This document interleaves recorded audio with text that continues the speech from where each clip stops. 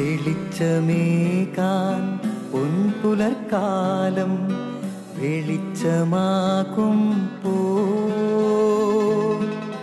നുറുങ്ങുവെട്ടം പക്ഷിപരാഗം തെളിച്ചു കാട്ടുമ്പോ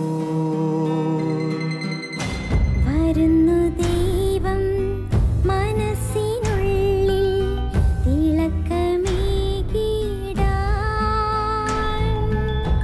തരുന്നു ധ്യാന പ്രകാശമാർക്കും വിളക്ക് വയ്ക്കുമ്പോൾ നുറുങ്ങുവെട്ടം ഇറങ്ങിടട്ടെ ഹൃദന്തമെല്ലാം യുഗപ്രകാശത്താൽ മറഞ്ഞിടട്ടെ മനാന്ധകാരം യുഗപ്രസാദത്താൽ നുറുങ്ങുവെട്ടം.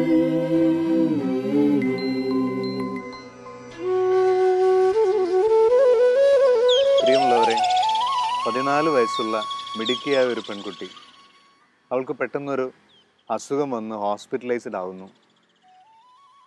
കുറേയധികം ടെസ്റ്റുകളൊക്കെ നടത്തി നല്ല ഒരു പ്രശ്നമുള്ള ഒരു മാരക രോഗമാണ്. ഡോക്ടേഴ്സ് പാരൻസിനോട് പറഞ്ഞു, ഈ അസുഖത്തിൻ്റെ ഭാഗമായിട്ട് അവളുടെ കാഴ്ച 2-3 ആഴ്ചയ്ക്കുള്ളിൽ നഷ്ടപ്പെട്ടു പോകും, പിന്നീട് ഒരിക്കലും അവൾ കാണില്ല. പക്ഷേ ഇത് അവളോട് പറയുകയും വേണം, അവളതിനെ സ്വീകരിക്കണ്ടേ.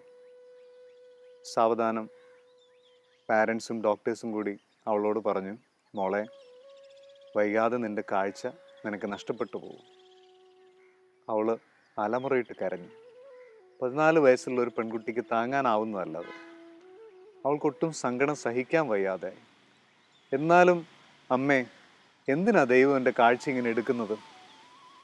അവളുടെ സങ്കടം സഹിക്കാൻ വയ്യാതെ അവൾ അമ്മയോട് പറഞ്ഞു, അമ്മേ, എനിക്കെൻ്റെ സ്പിരിച്വൽ ഫാദറിനെ കാണണം.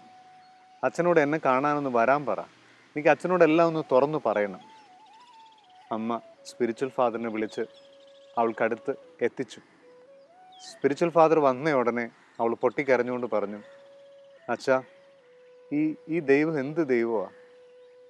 അച്ഛാ, ഈ ദൈവം എൻ്റെ കാഴ്ച എടുക്കാൻ പോവുക. എനിക്ക് സഹിക്കാൻ പറ്റുന്നില്ല. ഉടനെ അച്ഛൻ പറഞ്ഞു, മോളെ, കാഴ്ച എടുക്കാനായിട്ട് നീ അനുവദിക്കരുത്.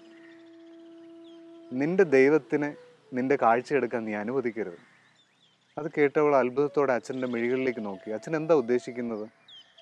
ഉടനെ അച്ഛൻ പറഞ്ഞു, മോളെ, അത് ദൈവം എടുക്കുന്നതിന് മുമ്പേ നീ അതങ്ങ് കൊടുത്തേക്ക്. ദൈവം എടുക്കുന്നതിന് മുമ്പേ അതങ്ങ് കൊടുത്തേക്ക്. കാരണം ദൈവം തന്നതല്ലേ. അവളുടെ കണ്ണുനീര് മാറി, അവളുടെ ഉള്ളു പ്രശാന്തമായി, അവൾ ശാന്തമായി. പ്രിയമുള്ളവരെ, ചോദിക്കുന്നതിന് മുമ്പ് കൊടുക്കാൻ കഴിയട്ടെ. നന്ദി.